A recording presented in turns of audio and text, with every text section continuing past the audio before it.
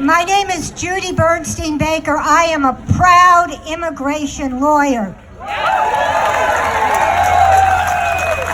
One of my colleagues sent me this email a few minutes ago. My colleague said, I went to the ICE office but at 12 o'clock, but the guard said, nobody's there. They all snuck out the back door because of the protest. So, they lock up women and children and run from unarmed protesters. We are going to win. You know, this week my grandson made me watch Netflix Stranger Things. In it, the children and the women, the families and the men, they fight against this really ugly, horrific monster and its creators so they can live in safety and in peace. And they often avoid danger in one episode only to be confronted by a scarier, bigger, more terrifying creature in the next. But they showed great heroism and courage. And I thought of the children, the women, the men, the families traveling thousands of miles, often on foot, who are battling monsters of violence, failed states, oppression. I thought of how they must face not the land of freedom, but U.S. demons and our repressive immigration system. And as I stand here, 53,000 people are in detention every day, hundreds of thousands a year, asylum seekers and migrants, most in private prisons who profit off their misery, and others in government-run cages and tents. And if that is not enough, there are raids being planned for this Sunday all across the country. We will fight back. Several years ago, though, one of these children put on his sneakers to take a journey from Honduras to the United States. And today he is my colleague, a fellow immigration attorney.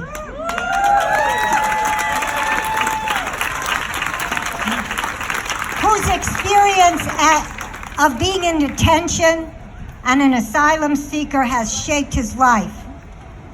He barely knew English well, but he graduated eventually from Villanova Law School. He is now married, he's here with his wife, he has 2 children, he's here with his child, and he lives in Philadelphia. Please meet my friend, Luis Canales, who continues to fight for immigrants as he practices immigration law in New Jersey. Luis.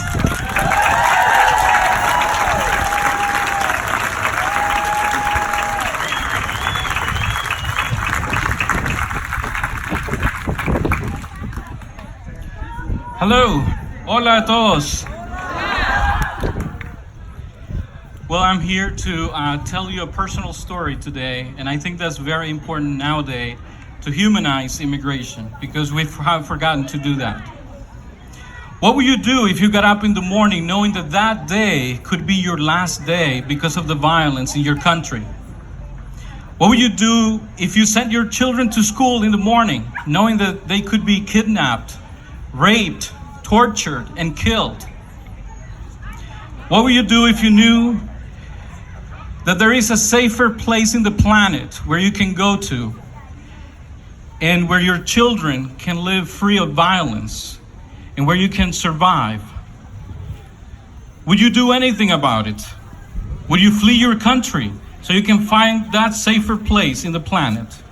Well, I will tell you what I did. I put these shoes on and I traveled to the United States, undocumented.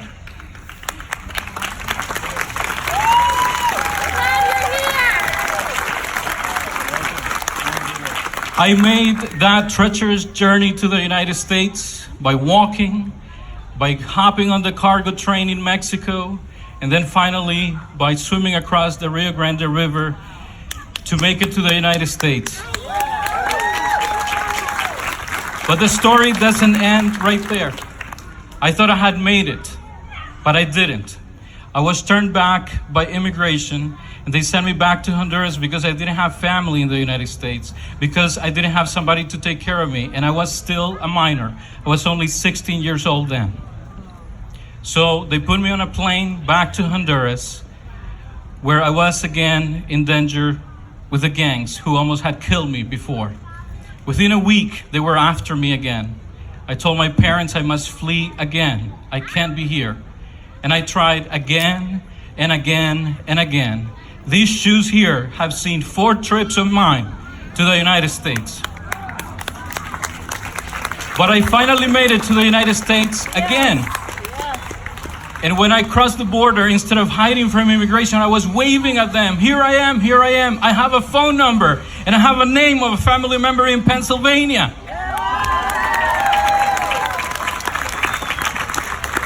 And they sent me to a shelter with hundreds of other children. I was there for a couple of months until I could be released to my family. And then I was sent to Scranton, Pennsylvania, where my cousin lived. I know personally what it is like to have to travel that treacherous journey from Central America. There are many Latin American countries whose people are facing a very dark reality on a daily basis. Some of them decide to take their children. Some of them decide to come to the United States because there's no other way that we can survive. I have my own sister here with me today. She had to flee Honduras with her 2 children, and she was 6 months pregnant when she did that. She recently arrived to Philadelphia, and she's now with us as well, applying for asylum.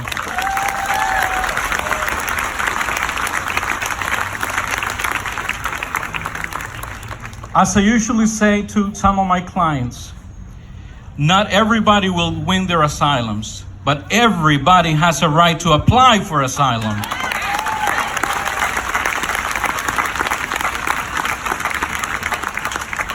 I know personally what it is to suffer through Mexico on the cargo train, knowing that I had to tie myself with my belt to the cargo train so I wouldn't fall and be cut in half by the train. And I saw that happening with my own eyes. A man who was in one of the cars in front of me, he fell, and by the time we looked down, he had been cut in half by the cargo train. So we all knew that we had to do something about it, and the way that we protected ourselves was keeping everybody just awake or tying ourselves to the cargo train with our belts. Then, knowing that we had to cross that river at the border, that was also very dangerous for us. But we had to do it. We knew that there was no way back to Honduras, El Salvador, or Guatemala, or any other country in Latin America where you're suffering violence. And then I made it to the United States, and I've been fighting ever since. My asylum case was active here in immigration court in Philadelphia for 5.5 years until an immigration judge said, "You're granted asylum."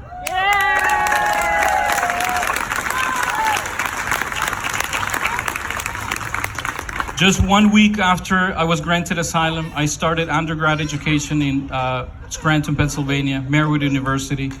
And then I went to Villanova Law, where I graduated with my JD. And then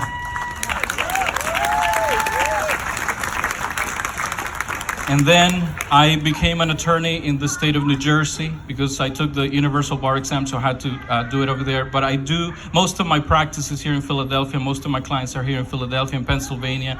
I keep traveling to Scranton, Wilkes-Barre, Hazleton, different parts of Pennsylvania, helping people. I go to the 2 biggest jails where they keep people detained, which is Pike County and York County, Pennsylvania. And that's what I do. Some mornings is very difficult because I lived it myself. Some people call me crying, "What can I do for my family member who's detained right now?" And I have to comfort them. I have to give them a word and say, "You know what, it's gonna be okay. We're gonna fight for you." And then I find the ways of helping people.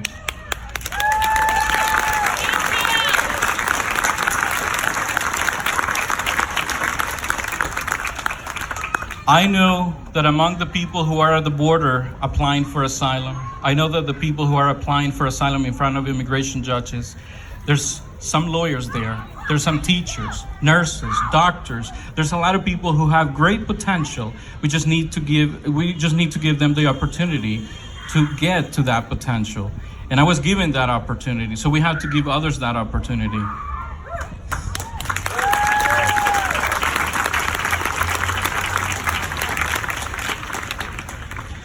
I am one of the lucky ones, one who made it to the United States, was granted asylum in the United States. I am now a United States citizen, and I am now standing in front of you as an immigration lawyer.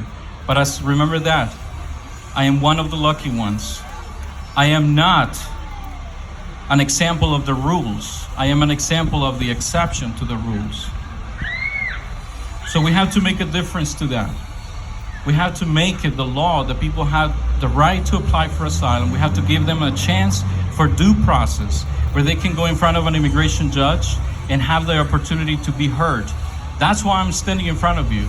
I was listened to. It was enough to hear my testimony to get my asylum granted. I had other people who were supporting my case as well. So it's important to have attorneys, to have the community helping each other. And I really appreciate that you're here today doing that, because without you, there's no asylum for us.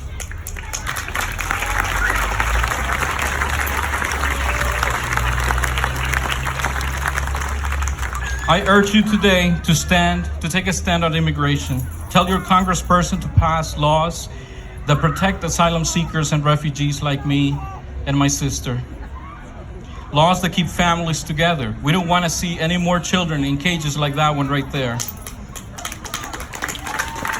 Tell them not to fund any more detention, and say no to a border wall. That's not going to help anybody. And please, I know sometimes it's difficult to do it, but believe me, it's very easy. Register to vote and vote.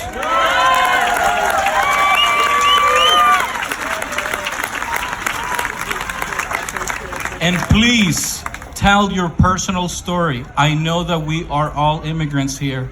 We come from somewhere. We have family members who came from somewhere. So don't forget who you are, where you come from. That's very important. Don't forget your roots. Remember those who were here before you. Remember those who will come here after you. And most importantly, remember that we are always, and we will always be, a nation of immigrants. And we were strangers too. Thank you.